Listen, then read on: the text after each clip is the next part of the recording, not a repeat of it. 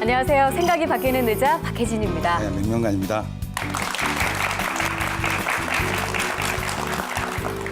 스릴러 장르의 거장 하면 알프레드 히치콕을 네. 빼놓을 수가 없죠.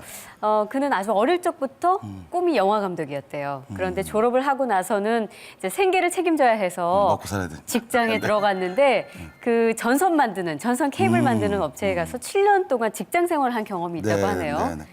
그래서 그 밤에 이 영화 감독의 꿈을 키우고 네. 낮에는 열심히 일을 하는 네. 그런 사람이었는데요. 그 보수는 적게 받더라도 좀 다양한 일을 하고 싶어서 남들이 안 가는 거래처, 꺼려하는 거래처를 이렇게 들렸다고 합니다. 네. 훗날에 이 알프레드 히치콕이 레베카라는 이런 작품으로 아카데미 그 최우수 작품상을 받으면서 했던 말이 아주 인상적인데 무언가를 열심히 하는 습관을 들이면 그것은 분야를 떠나서 다 통한다. 나는 직장 생활을 하면서도 아주 꼼꼼하게 일을 했고 그것은 내 영화 습작에 아주 큰 도움이 되었다. 그리고 영화 그 속에 등장하는 캐릭터들은 거래처에서 만났던 사람들로부터 그 영감을 받아서 그것을 가지고 왔다. 자기도 출연하고. 네, 이런 이야기를 했었다고 해요. 보통 우리 뜻이 있는 곳에 길이 있다 이런 말씀 네. 있죠. 네. 꿈을 버리지 않고 열심히 하면 이루어진다. 그래서 생각이 바뀌는 의자 시작하겠습니다.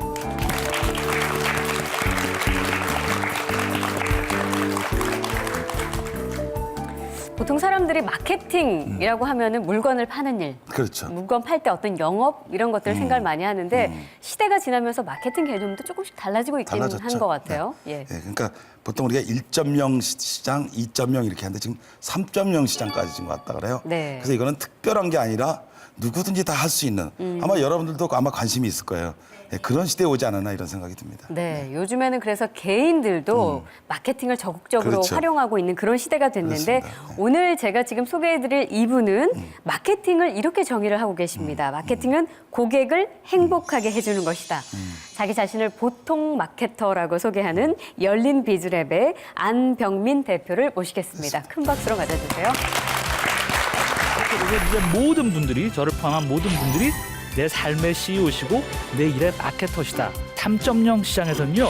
고객을 단지 물건을 팔려는 대상으로 바라봐서는 안 된다는 거죠. 뭘로 바라봐야 될까요?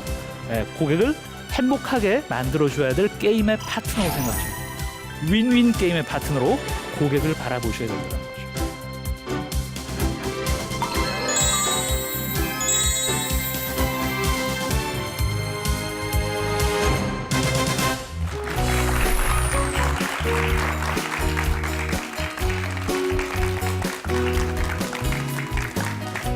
안녕하세요. 열린 비즈랩 안병민입니다. 오늘 여러분들께 드릴 말씀은요. 지금 소개해 주신 것처럼 마케팅에 대한 얘기입니다.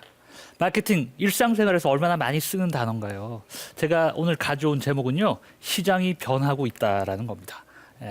마케팅에 대해서 다들 오해들을 하고 계신 것 같아요. 그 첫 번째 오해가 마케팅 그러면 어떻게 하면 고객의 지갑을 열게 만들까?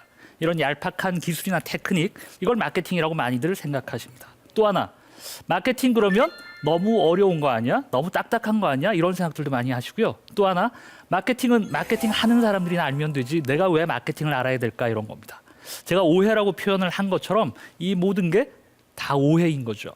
마케팅은 이제 어떻게 하면 고객을 행복하게 만들어줄 건가? 그런 내 삶의 고객들을 대하는 나의 철학이고요. 마케팅 어렵지 않습니다. 오늘 다양한 사례들 여러분들과 재밌게 한번 풀어볼 거고요. 그다음 마케팅은 이제 업종과 직종을 불문하고 누구나 알아야 되는 거다. 이런 말씀을 드립니다. 제가 오늘 여러분들께 드릴 첫 번째 테마는요. 시장이 변하고 있다는 겁니다. 2010년도에 이쪽 마케팅 분야에서는 구루라고 불리는 분입니다. 이 필립 코틀러라는 분이요. 마케팅 3.0이라는 책을 쓰셨어요. 우리나라에는 마켓 3.0이라는 이름으로 번역이 됐습니다. 도대체 1.0 시장, 2.0 시장은 뭐였길래 벌써 3.0 시장을 이야기하냐. 자, 표로 정리를 해왔는데요. 1.0 시장은 1960년대, 70년대 이때쯤을 생각하시면 좋을 것 같아요. 기업의 목표는 어떻게 하면 우리 제품을 팔 수 있을까? 고객들은요. 그들의 물리적 니즈만 해결해주면 기꺼이 지갑을 열던 그런 시절이었습니다. 그러다 보니까 우리 제품의 스펙, 기능 이런 게 중요하던 시절이었죠. 그러다가 이제 2.0 시장으로 넘어갑니다. 90년대, 2000년대쯤을 생각하시면 될 것 같아요. 이제 기업들은요. 어떻게 하면 고객을 만족시켜야 할까? 고객의 이성뿐만 아니라 감성까지도 만족시켜줘야 이젠 구매가 일어나는구나. 그래서 중요해진 건 이미지, 브랜드, 감성, 포지셔닝 이런 개념들입니다. 그러다가 이제 3.0 시장으로 바뀐 거죠. 기업들이요, 이제는 어떻게 하면 우리 세상을 좀 더 살만한 곳으로, 괜찮은 곳으로 바꿀 수 있을까? 이런 고민을 한답니다. 동의가 되시나요? 네. 뒤에서 제가 또 추가적인 설명을 이제 말씀드리겠습니다. 이젠 고객들도요, 이성과 감성뿐만 아니라 영혼까지도 이젠 감동을 시켜줘야 된답니다. 고객들이요, 제품의 품질, 디자인 이런 것만 보고 구매를 하는 게 아니고, 야, 그 기업 괜찮은 기업이야? 이런 걸 따진대요. 그래서 그 기업의 경영 철학, 핵심 가치 이런 것들이 이제 구매 기준의 중요한 요소로 떠올랐습니다. 이걸 요약해서 설명드리면요, 1.0 시장은 필요에 의한 실용적 소비라고 표현합니다. 옷으로 비유하자면 춥기 때문에 잠바를 사 입는 거예요. 2.0 시장은 욕구에 의한 감성형 소비입니다. 추워서 옷을 사 입는 게 아니고요, 저 옷을 입으면 내가 멋있어 보일 거야, 내가 예뻐 보일 거야, 이런 겁니다. 3.0 시장은요, 신념에 의한 도덕적 소비. 화학 섬유로 만든 옷은 지구 환경을 훼손시키기 때문에 난 자연산 면화로만 만든 그런 옷을 입을 거야, 이런 겁니다. 다들 그러시죠? 네, 지구 환경을 보호하기 위해서. 공정무역 커피란 것도 같은 맥락입니다. 내가 즐겨 먹는 커피가 알고 봤더니 원산지에 제대로 가격도 안 쳐주고 거의 착취하다시피 가져오는 거였구나. 차라리 내가 돈을 좀 더 내더라도 제대로 가격을 쳐주고 갖고 오는 커피를 먹겠다, 이런 거죠. 네. 자, 이 3.0 시장은요, 3가지 키워드로 설명이 가능합니다. 첫 번째 키워드가 바로 협력입니다. 쉽게 얘기하면 소셜 미디어를 떠올리시면 될 것 같아요. 이 소셜 미디어가 지금의 경영 마케팅 환경을 왜 그렇게 바꿔놓고 있는지 그걸 보여주는 단적인 사진이 바로 저걸 것 같아요. 제가 뭐 하는 사진일까요? 뭔지 아시겠어요? 네, 조리퐁입니다. 조리퐁으로 뭐 하는 거죠? 개수를 세고 있어요. 10개씩 묶어놨잖아요. 네. 어떤 사람이 야, 조리퐁 가격 안 올렸다 그러는데 왠지 양이 줄어든 것 같아. 그런 문제의식을 가지고 어느 날 작정하고요, 날 잡아서 센 거예요. 예전 같으면 세고 나서 주변 몇몇 사람들한테 얘기하고 끝났겠죠? 지금은 저렇게 카페트에 사진 찍어 올려버립니다. 카페트가 뭔가요? 카카오 스토리, 페이스북, 트위터, 소셜 미디어에 올려버린다는 거죠. 여러분들 웃으셨지만 기업 입장에서는요, 이젠 웃을 일이 아닙니다. 아주 무시무시한 세상이 된 겁니다. 이젠 숨을 수도 없고 숨을 곳도 없는 그런 세상이 된 거죠. 두 번째 키워드는요, 문화입니다. 이건 세계화 정도로 이해하시면 될 것 같아요. 이제 우리의 고객들은요, 내 주변, 우리 동네 이슈에 관심이 있는 게 아닙니다. 이젠 글로벌 시민의 입장에서 세계적 이슈에 대해서 관심을 갖는 거죠. 대표적인 게 바로 이런 거, 지구온난화 이런 겁니다. 또 이런 것도 있죠. 아프리카 가보신 분들이 우리나라에 얼마나 되시겠어요. 언제 한번 가볼지도 모를 이 미지 대륙 아프리카, 여기 아프리카 아이들이 흙탕물 먹는다고요? 여기서 이런 캠페인을 벌이는 겁니다.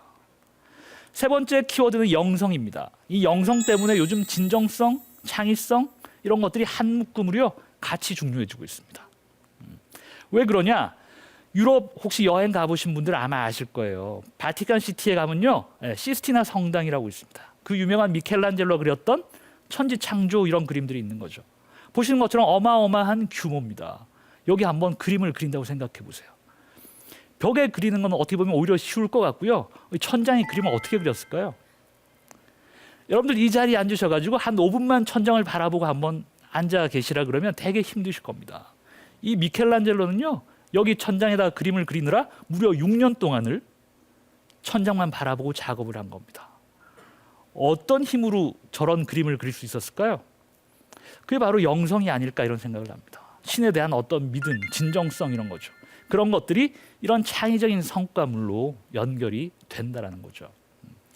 다니엘 핑크라는 세계적인 미래학자가 있습니다. 이 사람은요, 사람의 동기부여를 일으키는 요소가 돈이 아니래요. 그럼 뭐냐? 이렇게 3가지를 이야기합니다. 첫 번째, 오토노미 자율성입니다. 누가 시켜서 하는 일이 아니라 내가 스스로 하고 싶어서 할 때 열정이 생긴답니다. 두 번째, 숙련, 성장 이런 건데요. 내가 이 일을 함으로써 내가 훨씬 성장한다라는 느낌이 들 때 사람은 열정이 생긴답니다. 마지막으로는요, 사회적인 어떤 가치, 내가 하고 있는 일이 사회적 의미가 있을 때 스스로 동기부여가 된답니다. 단지 돈 때문에 움직이는 존재가 아니라는 거죠. 뭐 쉽게 말하면 이런 겁니다. 똑같이 힘든 일을 하더라도 어떤 사람은 힘들어 죽겠습니다 이러고 있고요. 또 다른 사람은 성스러운 성당을 짓는 일이기 때문에 너무나 행복합니다라는 이야기를 합니다. 돈을 더 많이 받아서 행복한 게 아니다라는 거죠. 이런 것들이 똑같이 우리의 고객들에게도 연결이 되고 있는 거죠. 그래서 3.0 시장을 요약하면요. 착한 기업에 열광하는 착한 소비자들이 함께 만들어가는 착한 성공의 메커니즘. 이런 걸로 움직이는 시장입니다. 그래서 3.0 시장에서는 어떤 기업들이 성공하냐? 제가 사례를 하나 가지고 왔는데요. 바로 이 회사입니다. 파타고니아라는 아웃도어 브랜드. 이 회사는요. 환경보호라는 철학을 가지고 있는 그런 회사인데요. 지금 보시는 게 파타고니아에서 집행했던 인쇄 광고입니다. 헤드라인이 뭐죠? 이 자켓 사지 말래요. 자기네 자켓을 보여주면서 비싼 돈 들여서 우리 자켓 사지 마세요라는 광고를 하고 있습니다. 무슨 얘기를 하고 싶은 걸까요? 네, 말씀드렸던 것처럼 파타고니아는 환경보호라는 철학을 가지고 있는데요. 뭔가 우리가 만든다는 건 필연적으로 지구 환경을 훼손시킬 수밖에 없다라는 겁니다. 그렇다고 우리가 아무것도 안 만들고 살 수는 없죠. 그래서 만드는 걸 최소화하자. 그래서 고객 여러분들 비록 우리 제품이긴 합니다만 여러분들도 잘 생각해 보시고 꼭 필요한 게 아니라면 사지 마세요. 이런 얘기를 하는 겁니다. 쇼일까요? 한두 번 하고 말았다면 쇼일 수도 있을 겁니다. 근데 이런 캠페인을 수십 년 동안 하는 거죠. 심지어는 반지꼬리도 시장에 출시해가지고요. 웬만하면 새로 사 입지 말고 이걸로 고쳐 입으세요. 이런 캠페인을 합니다. 자, 그래서 이제 3.0 시장에서는요. 고객을 단지 물건을 팔려는 대상으로 바라봐서는 안 된다는 거죠. 뭘로 바라봐야 될까요? 고객을 행복하게 만들어줘야 될 게임의 파트너로 생각하셔야 됩니다. 어떤 게임일까요? 지금까지는요. 고객을 제로섬 게임의 파트너로 생각을 했습니다. 제로섬 게임이 뭐죠? 누군가 따면 누군가는 잃을 수밖에 없는 게임을 제로섬 게임이라고 합니다. 하지만 이제는 윈윈 게임의 파트너로 고객을 바라보셔야 된다는 거죠. 우리 때문에 잘된 고객이 다시 우리를 찾아오게끔 만드는 그런 게임의 파트너로 고객을 바라보셔야 된다는 겁니다. 옛날 학창 시절 기억을 더듬어 보시면 우리 윤리 시간에 맹자의 측은지심이라고 아마 배우셨을 겁니다. 고객을 불쌍하게 생각하는 그런 마음이 필요하다는 거죠. 야, 이거 불편했겠구나. 이거 불안했겠구나. 이런 생각들을 가지고요. 어떻게 하면 이 문제점을 해결해 줄 수 있을까? 이런 얘기들을 제가 다른 기업 CEO분들께 말씀드리면 야, 우리도 힘든데 어떻게 그렇게까지 하나요? 이런 얘기들을 하십니다. 근데 이제는요. 선택의 문제가 아닙니다. 지금 보시는 것처럼 아무리 힘들더라도 우리 껍질을 벗어서 고객을 씌워주셔야 되는 거죠. 이건 이제 선택의 문제가 아니라 이렇게 하지 않으면 살아남을 수 없는 그런 3.0 시장이라서 그런 겁니다. 처음 시작할 때 마케팅은 고객을 어떻게 대할 것인가 하는 삶의 철학이다라는 말씀을 드렸습니다. 보신 것처럼 시장이 이렇게 변하다 보니까 이익이요. 이젠 두 번째로 밀렸어요. 이익 제2주의가 됐고요. 선의 후리, 의롱을 먼저 앞세워라. 이익은 뒤에 따라올 거야. 자리이타 불교 용어입니다. 남을 이롭게 함으로써 나도 이루어진다는 거고요. 덕본제만은 대하게 나오는 얘기입니다. 덕을 근본으로 세우고 재물을 뒤쪽으로 밀어라. 이게 사실 다 우리 수백 년 전, 수천 년 전 우리 동양 고전에서 이야기하던 내용들이죠. 이게 지금의 경영 마케팅 현장에 그대로 접목되고 있다는 겁니다. 자, 그래서 우리의 마케팅은 그럼 이렇게 바뀌는 시장에서 어떻게 바뀌게 되는 건가? 마케팅에 대한 정의 찾다 보니까 이런 게 나와요. $50일 땐 별로야 그랬는데 $100짜리를 $50로 할인합니다 그랬더니 어머 이건 꼭 사야 돼 그럽니다. 이게 마케팅이래요. 또 이런 것도 있습니다. 집에서 책을 읽고 있는데 밖에서 벽돌이 날아와서 유리창이 와장창 깨집니다. 뭔 일인가 이 벽돌을 들어봤더니 유리창 수리가 필요하신가요? 그러고 전화번호가 적혀 있어요. 이게 마케팅이래요. 어떻게 보면 마케팅에 대한 부정적인 인식들이 이렇게 유머러스하게 표현되어 있는데요. 사실은 이 4컷 만 안에 마케팅 핵심 본질이 숨어 있습니다. 그게 뭐냐? 마케팅은 고객이 뭘 힘들어하는지 찾아내서 그걸 해결해 주는 거. 그래서 궁극적으로 고객을 행복하게 해주는 거다라는 거죠. 그래서 저는 마케팅은 짬짜면이다 이런 말씀을 많이 드려요. 중국집 가시면 그동안 힘들지 않으셨나요? 응? 짜장을 시킬까? 짬뽕을 시킬까? 그런 고객의 고민을요 한 방에 해결해 준 거죠. 그런 측면에서 보면 또 다른 메뉴, 전설적인 메뉴가 있습니다. 뭐가 있을까요? 양념 반, 후라이드 반. 딴 데 가서 강의를 했더니 어떤 분이 저한테 제보해 주신 거예요. 이제 물냉면과 비빔냉면을 같이 먹을 수 있는 것도 있고요. 반반 팩 이런 제품도 나왔습니다. 왼쪽에 삼겹살 반, 오른쪽에 목살 반. 이런 식으로 많은 사람들의 입맛을 충족시켜주는 거죠. 이런 것들이 바로 마케팅입니다. 마케팅은 멀리 있는 게 아니고요. 우리 삶 곳곳에 이미 들어와 있는 거다. 이런 말씀을 드립니다. 지금까지 마케팅에 대해서 많은 오해들을 갖고 계셨을 거라는 생각이 듭니다. 하지만 오늘 저와의 만남을 계기로 마케팅, 야 그런 게 아니었구나. 어떻게 하면 내 삶의 고객들을 행복하게 만들어줄 수 있을까? 고객들이 뭘 불안해하고 뭘 불편해할까? 거기에 우리의 마케팅 기회가 있고요. 비즈니스 기회가 있다는 거 꼭 생각하시면 좋을 것 같습니다. 예, 이상 보통 마케터 안병민이었습니다.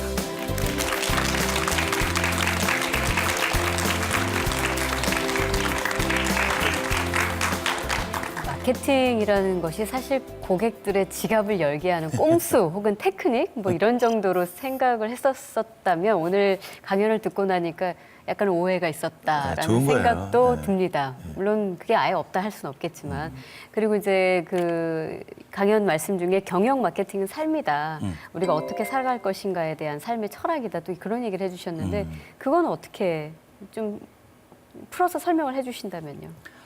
좀 전에 말씀드렸던 것처럼요. 이젠 돈을 줬는 마케팅만으로는 성공하기가 힘들다라는 거죠. 네. 그래서 아까 소셜 사례도 보여드렸지만 이젠 내가 왜 이 사업을 하는지 그런 것들이 우리 고객들한테 제대로 전달될 때 고객의 영혼을 감동시키고 그 고객들이 다시 나를 찾게 되는 이런 메커니즘으로 돌아가는 거거든요. 네. 예. 그래서 내 삶의 고객들을 어떻게 대할 것인가 그런 철학 자체가 없다면 이젠 사업이 비즈니스라는 게 성공하기가 점점 힘들어지고 있는 거죠. 네.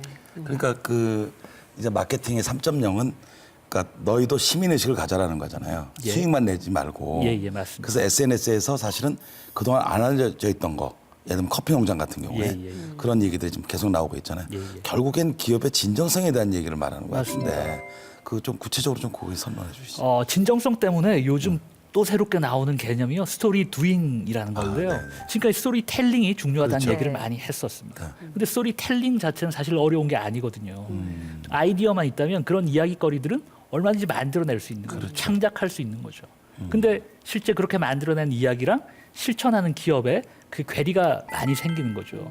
그런 것들이 예전 같았으면 몰랐을 텐데 소셜을 통해서 금세 뽀록 그렇죠. 나는 소셜에 그런 네. 세상이 그렇죠. 돼버린 겁니다. 네. 그래서 이제 고객 입장에서는 실제 그 스토리를 실천하냐 아니냐 그게 아주 중요해졌고요. 그래서 이제 스토리텔링을 넘어서 스토리 두잉하는 기업들 그게 진정성과 같이 맞물리는 개념이 아닐까 그런 생각이 그렇죠. 듭니다.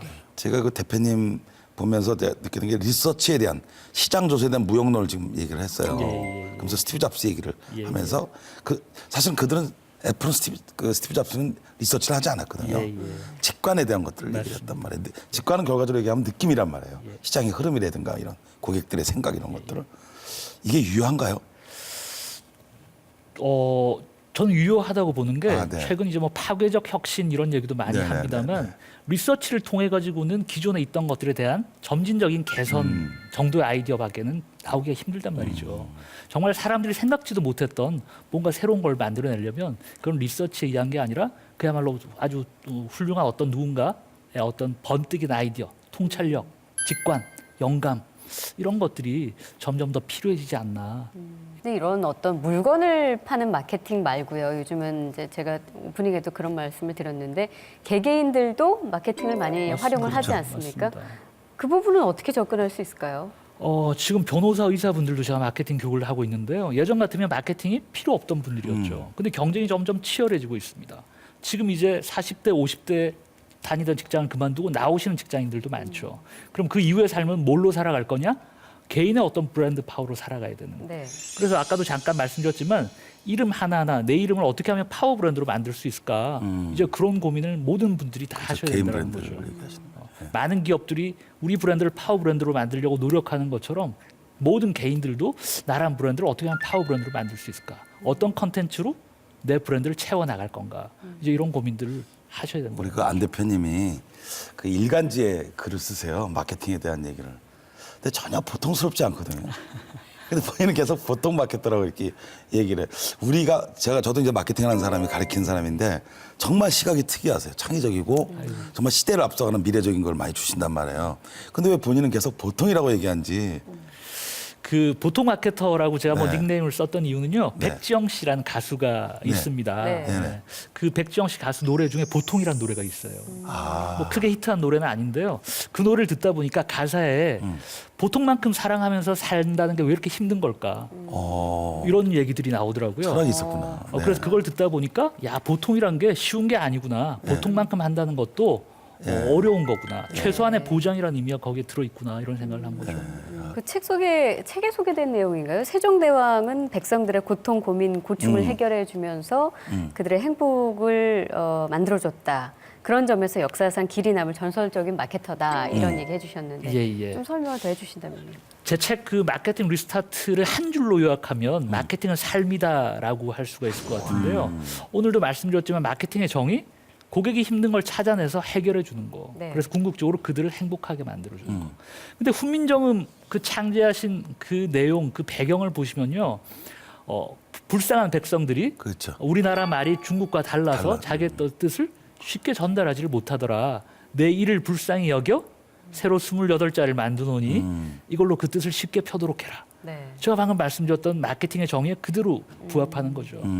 그래서 이제 뭐 정치가 됐건 뭐가 됐건 모든 것들이 이런 마케팅 이런 철학으로 다 연결이 된다라는 거죠. 우리나라 책 중에- 정치하시는 분들도요. 네. 세종대왕님처럼 그런 마케팅 마인드를 가지고 우리 국민들, 우리 유권자를 대한다면 훨씬 더 좋은 세상이 오지 않을까 생각이 감동이 듭니다. 됩니다. 네. 예. 지금 그 고객 만족에 대한 얘기를 부정하시고 고객을 깜짝 놀라게 해야 된다. 또 시장 점유율보다는 차라리 시간 점유율을 해야 된다. 그 개인적인 뭐 학설처럼 그렇게 말씀하셨어요. 그 설명이 전 되게 궁금했거든요. 예. 책을 되게 꼼꼼히 제가 아주 읽었습니다. 주처하면서 읽었습니다.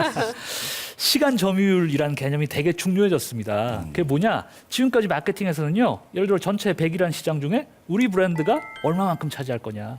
예를 들어 우리 브랜드가 30%, 경쟁사가 20%, 나머지 또 다른 브랜드들이 전체 100을 구성하는 거. 우리가 올해 30%를 했으니까 내년엔 35%를 하자. 뭐 이런 목표를 잡고 이게 다 시장 점유율 개념인 거죠. 그렇죠. 근데 이제 이게 중요한 게 아닌 겁니다. 단적인 예가 나이키 경쟁자가 이제 닌텐도라는 그렇죠. 얘기를 하잖아요. 네. 그렇죠. 왜 나이키의 경쟁자가 아디다스, 리복, 푸마가 아니고 동일 닌텐도일까? 제품이 아니라. 네. 닌텐도 게임기 하나 들고 아이들이 방에서 나오지를 않는 거예요. 방에서 나와서 뛰어놀아야 축구를 해야 축구화도 그렇죠. 팔리고 야구를 해야 야구화도 팔릴 텐데 나오지를 않는 겁니다. 그러니까 리복, 아디다스, 푸마 때문에 우리 나이키 제품이 안 팔리는 게 아니고요. 게임기 때문에. 생전 보도 듣도 못했던 전혀 다른 플레이어가 나와서 우리 업계 전체를 망가놓고 있는 거죠. 네. 그래서 시장 점유율 개념이 중요한 게 아니구나. 그래서 그럼 시간 점유율은 뭐냐? 고객의 24시간 중에 우리 브랜드와 함께 할 수 있는 시간을 우리가 얼마나 확보할 거냐. 확보하느냐. 이게 아주 무시무시한 개념인데요. 네. 예를 들어서 우리가 뭐 극장, 영화관이라고 생각을 해보면 고객들이 우리 극장에 영화 보러 오지 않고 혼자서 책을 읽고 있다면 출판사가 우리 극장의 경쟁사가 되는 거예요. 그렇죠. 그 시간에 TV를 보고 있다면 TV 방송국이 우리 극장의 경쟁사가 되는 거죠. 네. 다시 경제구도가 말하면 바뀌는 거네. 네, 네. 우리를 제외한 모든 기업들이 이제 경쟁사가 된다는 거죠. 안병민에게 마케팅 뭐예요 도대체? 아까 민이라고 썼는데 예. 저는 관하니까 좀 이상하잖아요. 근데 민 내에서 계속 자기의 어떤 그 이론을 이렇게 좀 펼치시는 것 같은데 보통 마케터 안병민에게 마케팅은 뭐라고 정의할 수 있어요? 뭐 제가 아까 제 소개를 잠깐 드렸습니다만 저는 지금까지 계속 마케팅만 하고 있고 지금도 마케팅을 하고 있는데요. 그러다 보니까 오히려 또 마케팅은 삶이다라는 제 나름의 어떤 결론을 얻게 된 게 아닌가. 네. 마케팅을 하는 과정 하나하나가 물론 쉽지만은 않습니다. 하지만 또 보람도 있고 재미도 있고요. 네. 이런 과정들이 결국 또 우리 살아가는 모습들이 그렇죠. 아닌가. 그 마케팅 안에 우리 고객들이 함께 들어있는 거고요. 그 고객들이 사실은 딴 사람들이 아니라 내 이웃이고 내 형제들이고 뭐 내 주변 사람들인 거죠. 그렇죠. 예, 그래서 결국 또 마케팅은 삶이란 그런 얘기 정확하게 답해 주셨네. 예, 네. 돌아오는 것 같습니다. 자, 안병민 대표에게 다시 한번 큰 박수 보내주시죠. 고맙습니다.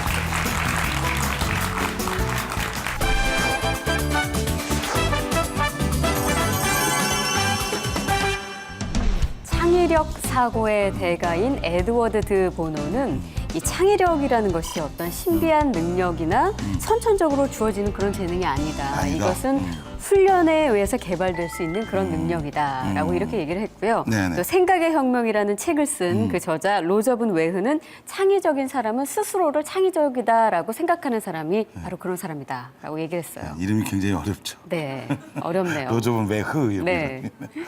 아니, 우리 같은 경우에 수학이나 과학은 아주 최고인데 네. 되게 높아요. 그런데 창의성은 OECD에서 최하예요.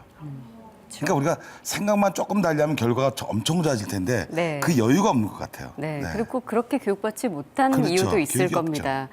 자, 세상을 변화시킬 능력, 이 창의성에 대해서 교육하고 또 컨설팅을 하는 분을 소개해드릴까 하는데요. 네. 이트리즈의 신정호 대표를 모시겠습니다. 박수로 맞아주세요. 앞으로 다가올 미래의 이상적인 시스템 모양 노후 시스템이래요. 많은 것들이 그런 방향으로 진화를 하고 있다는데 이게 도대체 뭔 소리야? 그래서 여러분이 지금 뭔가 새로운 비즈니스를 꿈꾸신다면 과연 우리는 고객에게 어떤 기능을 팔고 있는가 반드시 생각해 봐야 된다는 거예요.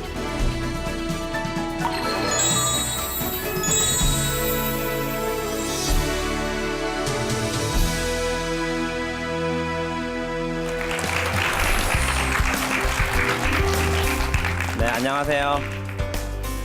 제가 하는 일은 사람들의 생각을 바꾸는 그런 일을 하는 사람인데 어찌 알고 저를 이렇게 불러주셔가지고 귀한 기회를 갖게 됐습니다. 저는 오늘 이제 여러분과 함께 이상성을 추구하라라는 주제를 가지고 여러분과 함께 이야기를 좀 해보고자 합니다. 자, 모두들 새해가 되면 다들 새로운 목표 세우시죠? 개인들은 막 살을 빼야지. 아니면 성적을 올릴 거야. 그런 목표를 세우기도 하고 그다음에 기업에서는 뭔가 기업의 성과 창출을 위해서 다양한 목표를 세우는데 정말 이상한 게 하나 있어요. 아마 1년 전에도 비슷한 목표를 또 세웠을 거라는 거죠. 그만큼 뭔가 이렇게 목표를 세우고 어떤 변화를 만들어 간다는 게 상당히 어려운 이야기를 하는 겁니다. 그래서 제가 오늘 여러분께 과연 어떤 방식으로 목표를 세워서 변화를 해야 될까 그런 얘기를 해드릴 거예요. 재밌겠죠? 네. 여기 한 남자가 있는데요. 밝은 가로등 밑에서 뭔가를 찾고 있어요. 뭔가를 찾고 있는데 옆에 있던 여자가 그러는 거예요. 야, 내 생각에는 저기 멀리 다른 곳에 있을 것 같아. 근데 너는 왜 여기에만 있니? 그러니까 남자가 뭐라고 했을까요? 아니에요. 여기가 밝은 곳이잖아 라는 거죠. 자, 이게 우리들의 모습이에요. 뭔가 변화를 원하지만 항상 밝은 곳에서 안전한 곳에서 아니면 내가 익숙한 곳에서만 있어야 된다 이런 생각을 갖고 있는 거죠. 마음만큼 몸에 안 따라주는 그런 변화가 잘 안 생기는 겁니다. 자, 그래서 오늘 주제가 이상성을 추구하라잖아요. 그러면 이상성이 뭔지 알아야 되니까 우리 첫 번째 이야기로 이상성에 대한 이야기를 한번 살펴보도록 하겠습니다. 자, 그 중국의 그 사상가 중에 노자란 분이 있어요. 무의자연을 위주로 해서 뭔가 도가의 사상을 정립한 분인데요. 그가 지은 그 도덕경의 11장에 이런 말이 나옵니다. 이렇게 한자로 써 있는데 제가 해석을 해보겠습니다. 한글 적어왔어요. 네. 30개의 바퀴살이 한 바퀴통에 꽂혀 있으나 그 바퀴에 비어 있음 때문에 수레로서의 쓸모가 있다. 진흙을 이겨서 그릇을 만드나 그 그릇에 비어 있음 때문에 그릇으로서의 쓸모가 있다. 문과 창을 뚫어서 방을 만드나 그 방에 비어 있음 때문에 방으로서의 쓸모가 있다. 그러므로 있음으로써 이로움을 얻는 것은 비어 있음이 쓸모를 만들기 때문이다라는 거죠. 자, 방금 본 글에서 제일 핵심적인 키워드가 뭐 같아요? 있음, 비어 있음. 정말 중요한 건 뭐냐? 쓸모라는 거죠. 그런데 우리는 항상 있음, 존재 자체에 너무 집중해 있는 거예요. 과연 무엇이 쓸모를 만드는가를 생각하는 게 중요하다는 얘기인데요. 자, 앞으로 우리가 뭔가 존재의 의미를 찾을 때 그것이 도대체 무슨 기능을 하는지를 항상 생각해 봐야 된다는 건데요. 제가 공부하는 트리지라는 이론에도 이런 비슷한 이야기가 있어요. 트리지에서 이런 거를 이상성이라고 하는데요. 이런 비용분의 효과를 얘기하는 거예요. 다들 우리가 하는 일이 어떻게 하면 적은 비용으로 큰 효과를 낼까 그런 고민을 항상 하는 거잖아요. 근데 이 이상성을 어떻게 하면 무한대로 보낼 수 있을까를 고민하는 게 우리의 궁극적인 문제 해결의 목표가 돼야 된다는 거예요. 자, 이걸 무한대로 보내려면 효과를 점점점 키울 수도 있겠지만 다들 그 효과를 키우기 위해서 열심히 노력을 하고 있죠. 근데 더 좋은 건 뭘까요? 비용을 어떻게 할까요? 야, 0으로 만드는 거죠. 그래서 많은 시스템의 진화의 패턴을 잘 조사해 봤더니 이러한 이상성이 점점 증가하는 방향으로 모든 것들이 진화를 하고 있더라는 겁니다. 그래서 궁극적으로 가장 이상적인 시스템이 무엇일까를 얘기할 때 이렇게 얘기합니다. 가장 이상적인 시스템은 뭐다? No 시스템. 그게 없는 거예요. 하지만 but the function is performed. 기능은 되는 상태를 만드는 거라는 거죠. 앞으로 다가올 미래의 이상적인 시스템은 뭐야? No 시스템이래요. 많은 것들이 그런 방향으로 진화를 하고 있다는데 이게 도대체 뭔 소리야? 한번 제가 예를 들어 설명을 드려볼게요. 자, 우리 방금 전에 배웠으니까 가장 이상적인 키보드는 뭘까요? 당연히 노 키보드죠. 하지만 뭐는 돼야 돼요? 키보드의 기능은 돼야겠죠. 가만히 보시면 우리 옛날에 쓰던 핸드폰 어때요? 다 키보드가 있었어요. 근데 지금은 스마트폰을 쓰면서 이런 가상의 이런 키보드를 있다가 없다가 하는 상태로 노 키보드로 진화를 한 거잖아요. 그렇죠? 가장 이상적인 열쇠는 뭘까요? 당연히 노 키겠죠. 그래서 우리가 요즘 뭘 쓰죠? 스마트 키. 이렇게 지문으로도 하고 그다음에 번호로도 누르고 요즘 나오는 좋은 차는 어때요? 다가가기만 하면 그냥 열리죠. 옛날에 그게 열쇠였으니까 스마트 키라고 불러줄 뿐이지 열쇠는 사라진 거예요. 열쇠의 가장 이상적인 모습은 어떤 모습이었다? 노 키였다라는 거죠. 다른 예를 볼까요? 자, 여러분 주머니 안에 현금이 있으세요? 가장 이상적인 캐시는 뭘까요? 너무 쉽죠. 노 캐시죠. 그래서 만들어진 게 뭐예요? 맞아요. 우리가 다 신용카드 열심히 쓰고 있잖아요. 그래서 우리가 많은 돈을 가지고 다녀야 되는 그런 불편을 이제 없잖아요. 그죠? 그래서 우리가 뭔가 미래의 모습을 예측하고 싶다면 그것 앞에 노를 붙여보는 거예요. 그러면 우리는 그러한 미래에 대해서 생각을 할 수 있게 된다는 거죠.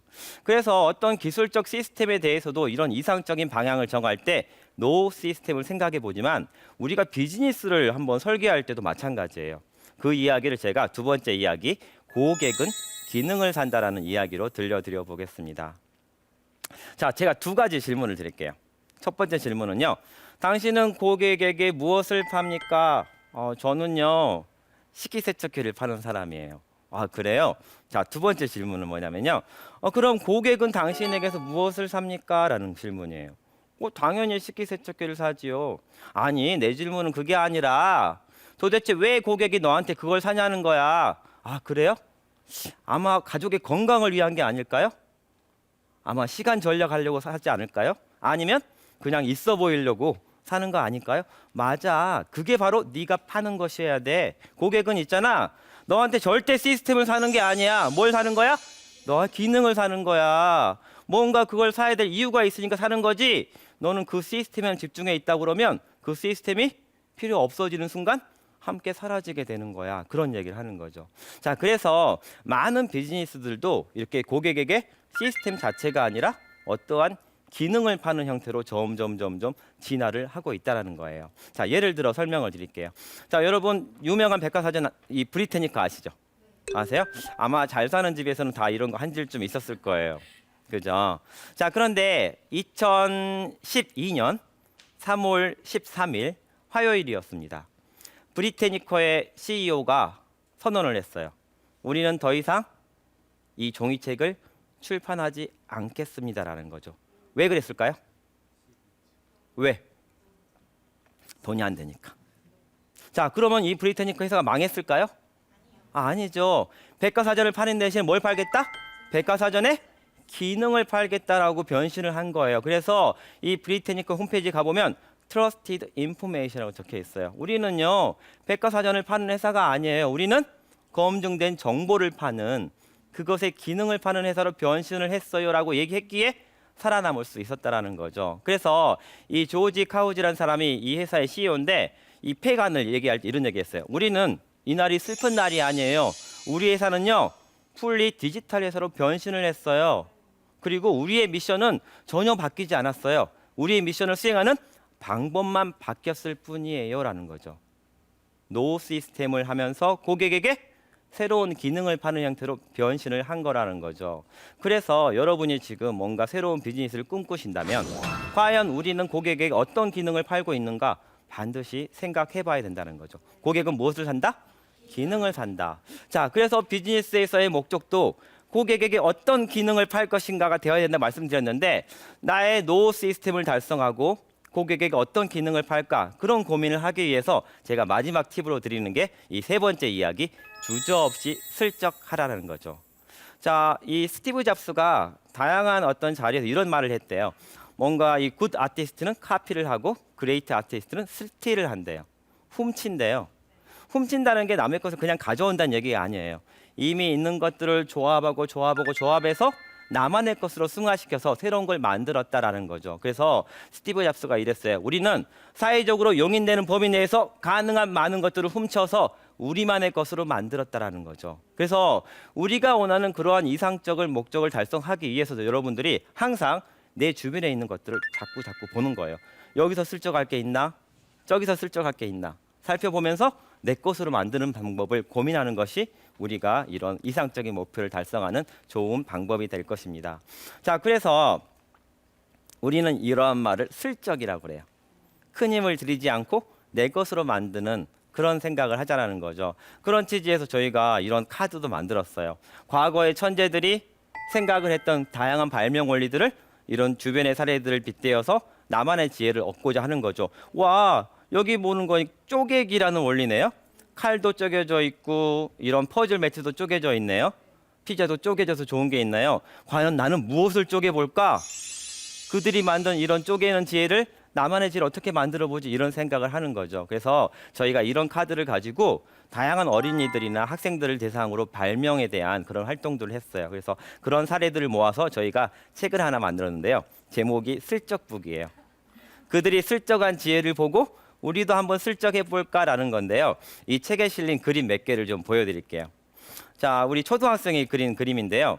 이 아이는 이상적인 질문을 하나 만들었어요. 어떤 질문이냐? 저기 있죠. 신호등이 없음에도 불구하고 신호등의 기능인 사고가 어떻게 안 날 수 있을까? 이런 생각한 거예요. 정말 기발한 생각이죠. 그래서 얘가 활용한 슬쩍 원리는 뭐냐면 대신하게 만들기예요. 과연 무엇이 대신하게 만들면 신호등이 없더라도 사고가 나지 않을까? 이런 생각을 한 거죠. 그래서 보시면 자동차 안에 작은 신호등을 그려놓은 거예요. 차마다 이런 작은 신호등이 하나씩 있다 그러면 차가 알아서 서고 멈출 때를 알게 될 거야 라고 이렇게 상상을 한 거죠. 분명히 신호등은 없어질 거예요. 자, 이 아이 때문에 없어질 거라 여러분이 생각을 하시면 돼요. 나는 무엇을 없애볼까 생각을 하는 거죠. 자, 그래서 창의성에 대한 정의가 많이 있는데요. 제가 제일 좋아하는 정의가 있어요. 뭐냐? 감동의 기억 창고에 있는 것들이 모여서 만들어내는 화학작용이래요. 그래서 여러분들이 뭔가 새로운 걸 만들고자 한다면 여러분의 감동의 기억 창고가 가득 차 있어야 돼요. 와, 여기도 슬쩍이 있었네. 여기도 슬쩍이 있었네. 와, 이것도 노후 시스템이야. 등등등. 여러분만의 창고를 채웠을 때 우리가 원하는 그런 멋진 결과가 나올 거라는 거죠. 그래서 제가 이 자리에서 여러분께 말씀드리고 싶은 것은 과연 나의 이상적인 목표는 무엇일까? 과연 나의 노후 시스템은 무엇일까? 과연 고객에게 어떤 기능을 팔아야 될까? 그래서 여러분만의 그런 이상적인 목표를 한번 세워보시고 오늘 제가 말씀드린 이야기를 가지고 나만의 이상성을 달성하기 위해서 부단히 노력하시면 좋겠습니다. 저는 항상 여러분의 이상적인 목표의 달성을 응원하겠습니다. 감사합니다.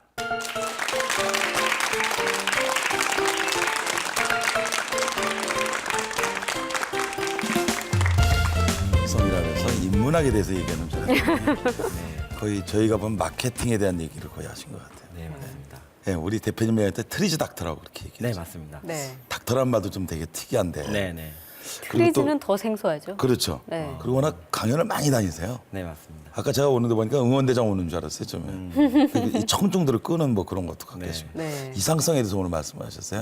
그게 저는 인문학인 줄 알았거든요. 이상성에 대한 그 세 가지를 말씀하셨는데 네. 이상성에 정말 그 현장에 쓸 수 있는 키포인트는 뭐죠? 이상성은 어떻게 보면 우리는 뭔가 멋진 답을 찾고자 하잖아요. 근데 사실은 가만히 보면 그 멋진 답이 나오기 위해서는 멋진 뭐가 있어야 될까요? 아, 저한테 물어보시면 돼요. 멋진 질문이 있어야 된다는 거죠. 그렇죠. 그런데 그런 멋진 질문을 가지려면 문제 해결의 목표가 명확해야만 남들이 생각하지 않는 그런 질문들을 찾을 수가 있는데 저도 어떤 기업의 컨설팅을 하고 다양한 일을 하다 보니까 뭔가 목표가 바로 서지 않거나 목표, 문제가 뭔지 모르는 경우에는 배가 산으로 가는 거죠. 네. 그런 관점에서 우리의 이상적인 목표가 무엇인지를 명확히 하고 그런 이야기들 잘게 쪼개서 각각의 미션으로 나누는 일이 정말 중요하다고 생각이 들어서 제가 오늘 이상성에 대한 이야기를 꼭 하고 싶었어요. 근데 조직들이 자기들이 명확한 목표를 생각하고 가는 경우도 있잖아요. 네. 그럴 때는 맞습니다. 어떻게 해야 돼요? 그럴 때는 뭔가 외부의 개입이 필요하죠.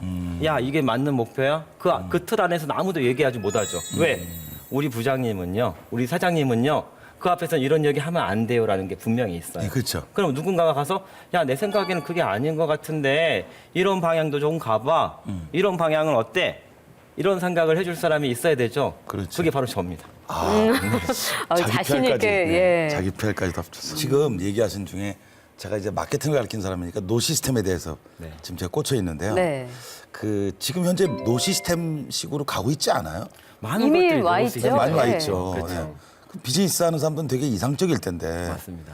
앞으로 그런 방향으로 지금 가고 있다고 저는 보는데. 분명히 많은 것들이 네. 그런 패턴을 거쳐왔고 앞으로도 네. 그렇게 될 거라는 거죠. 아까 제가 신용카드 예를 말씀드린 네, 것처럼 네, 네. 신용카드의 미래는 뭘까? 그것이 사라지는 거. 하지만 그것의 기능이 되는 거죠. 자, 그래서 우리가 어떤 여러 가지 간편 결제 무슨 페이 쓰잖아요. 그렇죠. 그것의 미래는 뭘까? 지금 고민하면 미래를 잡으실 수 있는 거죠. 삼성페이의, 애플페이의, LG페이의 미래는 뭘까? 그것이 없어지고 그보다 훨씬 더 훌륭하게 그것의 기능이 기능을 살아나는 하는 거죠. 뭔가 우리가 이런 질문을 빨리 찾는 이유가 왜 좋은 거냐면 우리가 똑똑해서 좋은 답을 찾을 수 있는 게 아닌 거죠. 네. 내가 남들보다 멋진 질문을 빨리 찾으면 그만큼 생각할 시간이 많아지는 거죠. 그래서 어떻게 보면 우리가 그런 좋은 질문을 찾느냐가 어떻게 하면 멋진 아이디어를 내느냐보다 훨씬 더 중요한 것이죠. 제품 개발이든 비즈니스든 마찬가지인 것 같습니다. 그 스티브 잡스 때 버튼을 없앴다 그러잖아요. 네. 그거. 그러니까 이렇게 없애는 것들도 하나의 마케팅 하나의 방법이겠네요. 맞습니다. 네. 그런데 우리가 까먹으면 안 되는 게 자기 이름 앞에 노를 붙여보는 거예요. 과연 내 조직에서 제가 신종을 하는 사람이 어떤 조직에 들어가 있어요. 네. 조직에서 볼 때 가장 이상적인 신종어는 뭘까요? 우리가 배웠잖아요. 당연히 노우 신종어죠. 네가 없었으면 좋겠어. 하지만 너의 아이러니하네요. 기능은 네. 알아서 됐으면 좋겠어. 우리 어머니들이 맨날 얘기하시죠. 야, 쓰잘데기 없는 거 사지 마. 그게 말이 뭔 말이에요? 야, 정말 중요한 거는 기능이니까 네가 원하는 기능을 할 것만 사라라는 거죠. 그렇죠. 우리의 고객들은 우리의 제품과 서비스를 바라보면서 이거 굳이 사야 돼. 이거 굳이 사야 돼. 이게 도대체 나한테 무슨 혜택을 주는 거야? 항상 생각하고 있기 때문에 우리가 제품을 개발하든 서비스를 만들든 간에 항상 그러한 관점에서 어떤 가치를 줄 것인가를 고민하는 것이 정말 중요한 것 같습니다. 네. 근데 우리가 이제 받아온 교육 시스템, 노 시스템이어야 할 텐데, 노 네. 교육 시스템이어야 그렇죠. 할 텐데, 그 안에는 사실 그러니까 고정관념과 선입견에 사로잡혀 있는 아주 내면화된 교육이 자리 잡고 있는 것 같아요. 네, 맞습니다. 근데 그런 것을 탈피하고 네. 말씀하셨던 어떤 창의력을 키울 수 있는 그런 방법, 네. 내가 이상성을 추구할 수 있도록 도와줄 수 있는 그런 아주 네. 그 지혜로운 질문을 찾을 수 있는 그런 방법은 뭐가 있을까요? 제가 정말 쉬운 걸 알려드릴게요. 자, 그런 질문을 찾는 방법 중에 정말 멋진 게 있어요. 우리가 아까 말씀드렸던 노 시스템과 연관되는 건데요. 저를 따라해 보세요. 그럼에도 불구하고. 그럼에도 불구하고. 그럼에도 불구하고. 그럼에도 불구하고. 그럼에도 불구하고. 연필이 없음에도 불구하고 쓸 수 있을까? 컨설팅을 안 함에도 불구하고 어떻게 하면 스스로 답을 찾아낼까? 컵이 없음에도 불구하고 어떻게 하면 물을 담아낼 수 있을까? 이런 생각을 해보는 거예요. 내가 거기에 가지 않음에도 불구하고 간 할수 것처럼 할 수 있을까? 있을까? 공부를 하지 않음에도 불구하고 지식이 막 쌓일 수 있을까? 그래서 내 주변에 보이는 많은 것들에 대해서 그럼에도 불구하고를 넣어 짧은 질문을 만들어 보시오. 누구나 할 수 있는 거예요. 네. 아까 보여드린 우리 아이들이 그림 보셨죠? 신호등을 보면서 신호등이 없음에도 불구하고 야, 신호등이 무슨 기능을 하지? 아, 사고를 막아주는 거네. 근데 신호등을 세우려면 자연도 파괴해야 되고 거기에 부딪히면 차도 사고가 나면 별로 안 좋잖아. 그것이 없더라도 어떻게 하면 사고가 안 날까? 그런 생각을 하더니 차 안에 작은 신호등이 있으면 좋겠어요. 그런 생각을 하는 것처럼 네. 말씀대로 뭔가 멋진 질문을 찾아보려면 내 주변을 슬쩍 하면서 멋진 질문을 만들어 놓는 거예요. 근데 여기서 조심할 게 있어요. 사람들은 질문을 만들면 오 그래 그거 정말 멋진 질문이네 네가 해라. 그렇죠. 이런 거 있잖아요. 네. 질문하는 사람한테 부담을 엄청 줘버리는 거예요. 그러니까 손을 들고 저 멋진 질문 있어요 할 사람이 없는 거죠. 네. 저 중에서는 특별히 더 그렇죠. 그래서 야 우리 멋진 질문을 함께 만들자.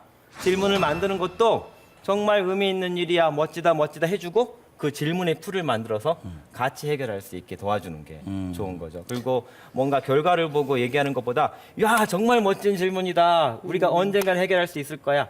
칭찬해주고 독려해주면 분명히 답이 나올 거라는 겁니다. 네. 이 지하철역에 가보면 네. 피아노 건반 같이 있는데 올라갈 때마다 칼로리가 이렇게 있어요. 갑자기 그 생각이 좀 제가 나는데 그럼에도 불구하고 하여튼 그럼에도 불구하고. 저도 올라가고 있거든요. 그럼에도 불구하고 네, 맞습니다. 근데 그런 아이디어인 것 같아요. 맞습니다. 다시 원론으로 돌아가면 지금 트리즈에 대한 얘기를 좀 해야 될 것 같아요. 네. 제가 카드를 보니까 네. 굉장히 독특하게 돼 있어요. 그러니까 그 그림도 돼 있고 네. 뒤에 뒷면에 보면 활용 사례도 이렇게 돼 있단 말이에요. 네네. 그러니까 아이들한테 이런 창의력 교육이 굉장히 이로울 것 같은데. 그렇죠. 그래서 많은 사람들이 네. 아이들은 이미 창의적이라고 해서 네네.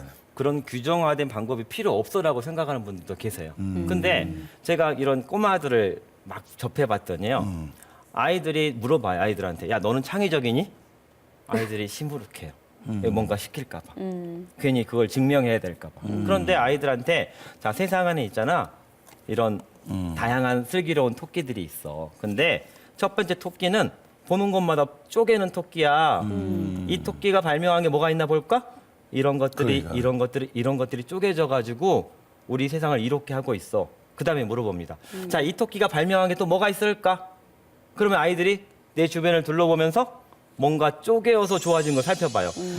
선생님이 있잖아요. 우리 학교의 식판도요. 이렇게 쪼개져 쪼개져 있어요. 있지. 음식이 섞이지 않아요. 우리 집에 있는 옷장도 그렇고요. 저기 창문을 보니까 블라인드도 쪼개져 있어서 필요한 만큼만 올리고 내릴 수가 있는 이런 얘기 하는 거죠. 네. 그런 다음에 마지막에 질문을 해요. 자, 그러면 너도 이 토끼의 힘을 빌어서 새로운 세상에 없던 새로운 차를 발명해 볼래? 그러면 아이 머릿속에는 차를 쪼개면 뭐가 좋아지지? 이 생각을 하는 거죠. 그렇죠. 그러면서 손을 들고 얘기하죠. 선생님, 저는 있잖아요. 차를 쪼개가지고 아빠 혼자 출근할 때는 앞부분만 가고요. 우리랑 여행 갈 때는 뒤가 결합되면 좋겠어요. 이렇게 얘기하는 거죠. 우리가 뭔가를 이해하고 주변의 걸 탐색한 다음에 상상하는 그런 과정을 거치는데 아이들이 그런 얘기를 할 때마다 저는 정말 행복함을 느끼는 거죠. 그래서 사실 이 트리즈는 과거의 수많은 특허를 분석해서 천재들의 어떤 그렇죠. 문제 예. 해결 방법을 정리한 거죠. 그래서 예. 그러다 보니까 이론이 방대하고 좀 어려워요. 그래서 제가 어떻게 하면 쉽게 만들까, 아이들이 쓸 수 있게 만들까 그런 고민을 하면서 저희 이렇게 이런 그림으로 만들고 다양한 사례를 들어서 슬쩍슬쩍 할 수 있게 만든 거죠. 그래서 이 책이 아이들이 만든 그 많은 그림들을 저희가 추려가지고 사람들에게 슬쩍을 할 수 있는 그런 자료로 만든 멋진 책. 그러니까 누가 다용도라고 했는데 네. 냉장고에다 우리가 자서로 붙이는 거 있죠. 그걸 그렇게 예를 들었더라고요. 네. 그러니까 생각의 폭이 굉장히 넓어질 것 같고 그게 크리에이티브의 힘이라고 저는 생각합니다. 그렇죠. 네. 네. 제가 궁금한 게 이렇게 남들에게 이상성을 얘기하는데 네. 본인이 생각하는 이상성은 뭐예요? 저의 이상성은요. 네. 저는 확고합니다. 문호동 고인금. 지금은 아니지만 언젠가는 다다를 수 있는 목표라고 생각합니다. 그래서 저희 그 목표가 있으니까 야 올해는 나의 이상성이 얼마큼 높아졌지? 올해는 네. 내년에 생각하면 분명히 우리는 거기에 조금씩 다가가고 가까이. 있다는 거죠. 네. 우리가 배를 타고 어디 갈 때도 등대를 보고 가야 되잖아요. 그렇죠. 그런 것처럼 제가 생각하는 그런 문호동 고임금의 목표를 향해서 조금씩 가다 보면 분명히 그런 종착지에 다다라 있지 않을까 생각을 합니다. 그 이상성이 우리 모두의 이상성이 됐으면 좋겠어요. 맞습니다. 네. 자, 이트리즈의 신정호 대표였습니다. 다시 한번 박수 감사합니다. 부탁드립니다. 고맙습니다.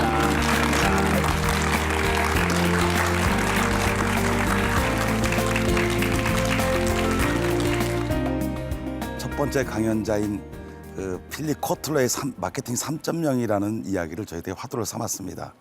1.0, 2.0 시대가 아니라 시민들이 함께 참여하는, 소비자가 함께 참여하고 문화를 나눌 수 있는 그런 문화에 대해서 저희들이 공부를 했습니다.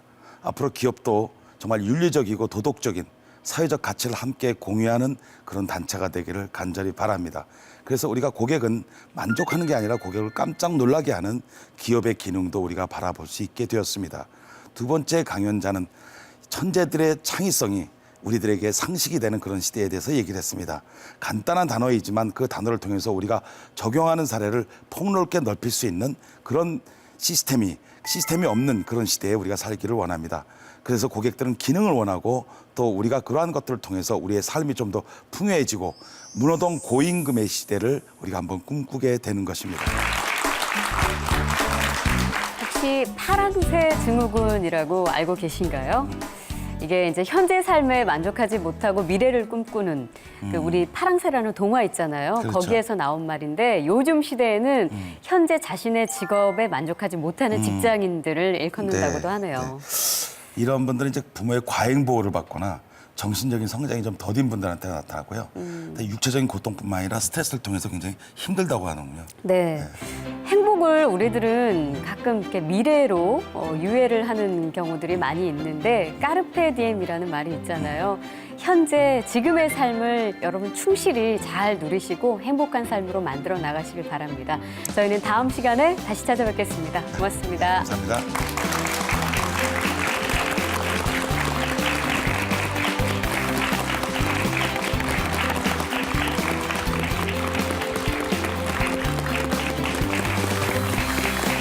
이제 모든 분들이 저를 포함한 모든 분들이 내 삶의 CEO시고 내 일의 마케터시다. 3.0 시장에서는요 고객을 단지 물건을 팔려는 대상으로 바라봐서는 안 된다는 거죠. 앞으로 다가올 미래의 이상적인 시스템은 뭐야?